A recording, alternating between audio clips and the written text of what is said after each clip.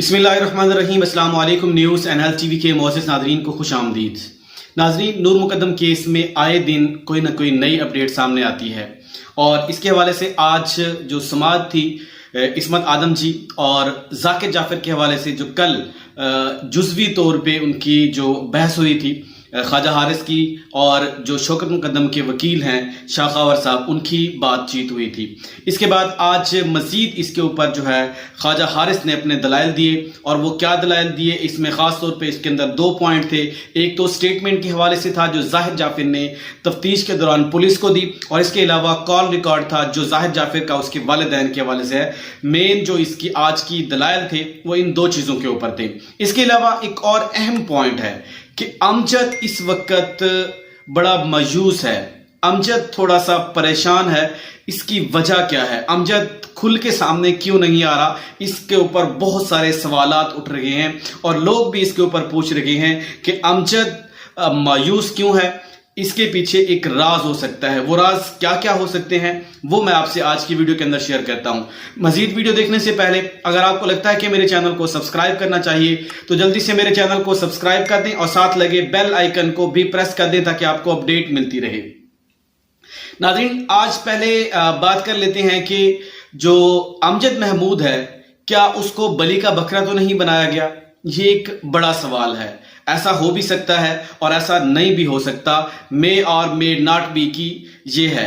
और अमजद की ऐसी कंडीशन क्यों है, इसके ऊपर जो सवाल बनता है कि कुछ तो ऐसी गड़बड़ है कि जो हमें पता नहीं है, पुलिस को पता नहीं है, थेरेपी वर्क्स की टीम को पता है, या इसके अलावा जो जाहिद जाफिर के वालिदैन हैं उनको इस चीज़ का पता है कि इसके पीछे क्या कहानी है। अब बलि का बकरा कैसे बनाया गया इसको अमजद महमूद को, इसके ऊपर पहले बात करते हैं। हो सकता है कि मैंने अपनी पिछली वीडियो के अंदर आपको इसका थोड़ा सा तस्करा किया हो, टच दिया हो, लेकिन आज ये पॉइंट उठाना जरूरी है।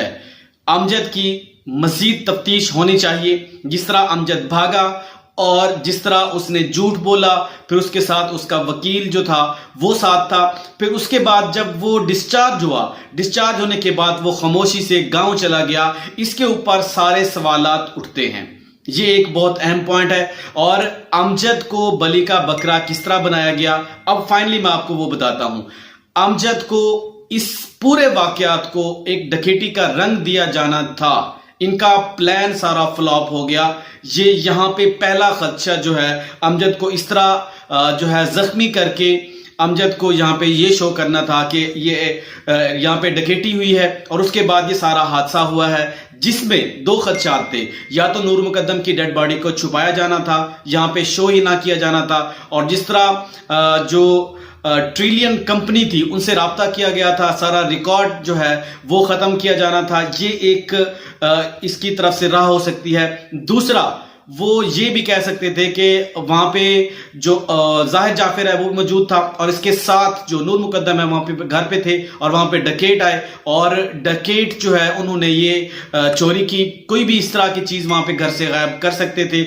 और इसके अलावा दूसरी बात ये कि फिर अमजद को जख्मी किया, उसके साथ हाथापाई हुई है और फिर उसके बाद वो भाग गए।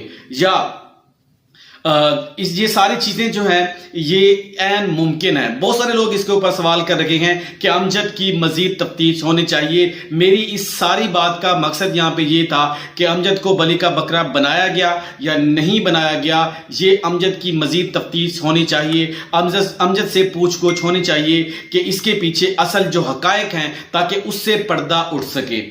आज ये एक पॉइंट था। उसके बाद आज की जो समाअत थी उसके बारे से बात करते हैं। एक तो आज की पूरी उसके अंदर दलाइल के अंदर ख्वाजा हारिस बहुत अच्छे वकील हैं, फाजिल नवाज शरीफ के वकील भी रह चुके हैं।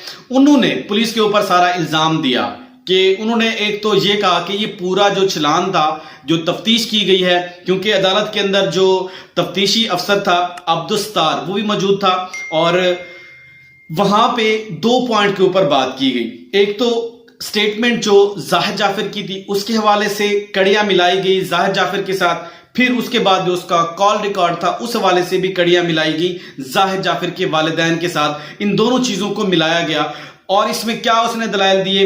एक तो उसने सवाल उठाया कि पहली बात ان کا ایک تو پولیس نے اگر ان کا اتنا رول بنتا تھا، یہ واقعی ہی مجرم ہیں ذاکر جعفر اور عصمت آدم جی، تو ان کی پولیس نے 2 دن کی جو ریمانڈ لیا تھا وہ صرف 2 دن کا کیوں لیا؟ ان کی مزید تفتیش ہونی چاہیے تھی۔ جس طرح عام مجرمان کو 14 دن کا ریمانڈ لیا جاتا ہے، جسمانی ریمانڈ یا اس طرح کا، وہ پولیس نے مزید کیوں نہیں مانگا؟ ایک تو یہ انہوں نے سوال اٹھایا، اور یہاں پہ ایک سوال یہ بھی بنتا تھا کہ ٹھیک ہے، جب پولیس کی انویسٹیگیشن ان کی سیٹسفیکشن ہو جاتی ہے، 1 دن میں یا 2 دن میں یا 1 گھنٹے میں پولیس اپنی انویسٹیگیشن کمپلیٹ کرتی ہے، تو اس کے بعد پولیس جب اس کے پوائنٹ پر پہنچ جاتی ہے کہ ان کا رول کیا تھا، یہ اس میں مجرم تھے یا نہیں تھے، یہ اس میں ملوث تھے یا نہیں تھے، تو اس کے بعد پولیس اپنی اس شخص کے متعلق اپنی فائنڈنگ جو ہے وہ کمپلیٹ کرنے کے بعد وہ روک دیتی ہے، اس کے بعد عدالت کی طرف موو کرتی ہے۔ ایک تو یہاں پہ یہ جواب بنتا ہے۔ آگے دیکھتے ہیں کہ آج شاہ خاور صاحب تھے، وہ خود موجود نہیں تھے، ان کے اسسٹنٹ وہاں پہ موجود تھے، تو ہو سکتا ہے کہ اگلی پیشی کے اوپر وہ آئیں اور ان کے جو جوابات ہیں وہ دیں گے۔ اس کے بعد یہ بتایا گیا کہ اس کا رول نہیں بنتا یہ۔ اچھا، پھر دوسرا کہا گیا پولیس کو اطلاع کس نے دی؟ ایک یہ پوائنٹ اٹھایا گیا، پولیس کو جس نے بھی اطلاع کی، کیا اس بات کا اس چیز سے تعلق ہے کہ ظاہر جعفر کے والد ذاکر جعفر اور اس کی والدہ عصمت آدم جی کی ضمانت منظور کی جانی چاہیے؟ اس چیز کا اس چیز کے ساتھ کیا لنک ہے؟ اس چیز کی کسی کو سمجھ نہیں آئی۔ اب شاہ خاور صاحب جو ہیں اس کا جواب دیں گے جو اگلی پیشی کے اندر کہ اس کا کیا جواب ہے۔ پھر اس کے بعد اس نے کہا کہ ذاکر جعفر نے پولیس کو آگاہ نہیں کیا، یہ میرے موکل کے اوپر الزام ہے۔ تو انہوں نے کہا کہ یہ ایک جو الزام ہے، انہوں نے اطلاع نہیں دی، یہ ایک جو جرم ہے وہ قابل ضمانت ہے۔ انہوں نے ایک سیکشن بھی بتائی، میرے علم میں اب یاد نہیں آ رہا کیونکہ میں نے نوٹ کیا تھا لیکن مجھے کہیں مل نہیں رہا۔ انہوں نے جو بتایا کہ اس کے اوپر الزام ہے، یہ ایک قابل ضمانت ہے، اس سے میرے جو موکل ہیں ان کی ضمانت کو نہیں روکا جا سکتا۔ پھر انہوں نے ایک حوالہ دیا کہ ہمارے موکل چاہتے ہیں کہ ہمیں ہمارے متعلق جو بھی سزا بنتی ہے وہ بنے، لیکن ایٹ لیسٹ ہماری جو ضمانت ہے وہ ہو سکتی ہے اور اسے ہونا چاہیے۔ یہ ایک بار بار اس نے ایک چیز پہ زور دیا۔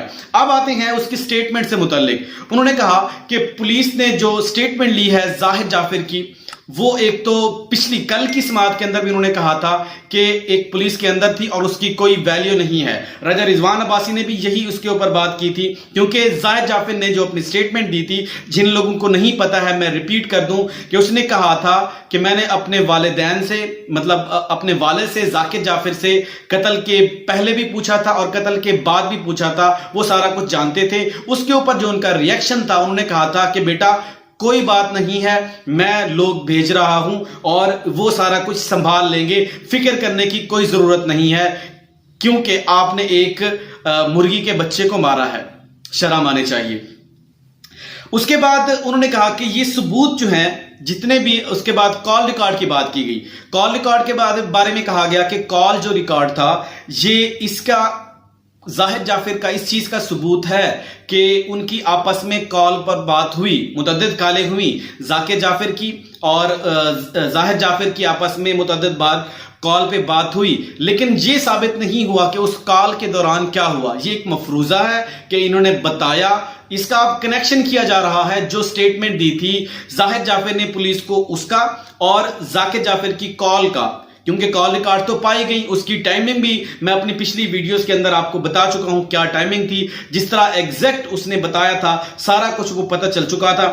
اب وہ کہتے ہیں کہ اس کال کے دوران اب یہ ثابت نہیں ہوتا کہ انہوں نے یہ ساری چیزیں ان کو سپورٹ کی یا انہوں نے ثبوت مٹانے کے لیے تھراپی ورکس کی ٹیم کو بھیجا، یہ ثابت نہیں ہوتا، یہ ایک مفروضہ ہے اور ایک یہ شک کیا جا رہا ہے۔ تو میرے موکل کو شک کی بنیاد پہ جو ہے اریسٹ کیا گیا ہے۔ تو اس حوالے سے وہ جب کسی چیز کا شک کیا جاتا ہے تو ملزم کو اس کا فائدہ ملتا ہے کورٹ کے حوالے سے، تو ایک تو یہ فائدہ اٹھانا چاہ رہے تھے، اس لیے بار بار ان چیزوں کا کنیکشن بنا کے وہ بات کرنا چاہ رہے تھے خواجہ حارث، اور اس لیے انہوں نے کہا کہ ان کا جو کال کا ثبوت ہے، اس کے کال کا جو ریکارڈ ہے اس کے اندر یہ نہیں، اس کے اندر جو مثل ہے، جو چلان تھا، اس کے اندر یہ واضح طور پہ نہیں ہے کہ انہوں نے کال کے دوران کیا کہا، تو اس لیے جو ہے ان کے اوپر یہ جو جرم ہے، ان کے اوپر جو الزام لگایا گیا ہے وہ قابل ضمانت ہے، اس لیے ہمارے موکل کی جو ہے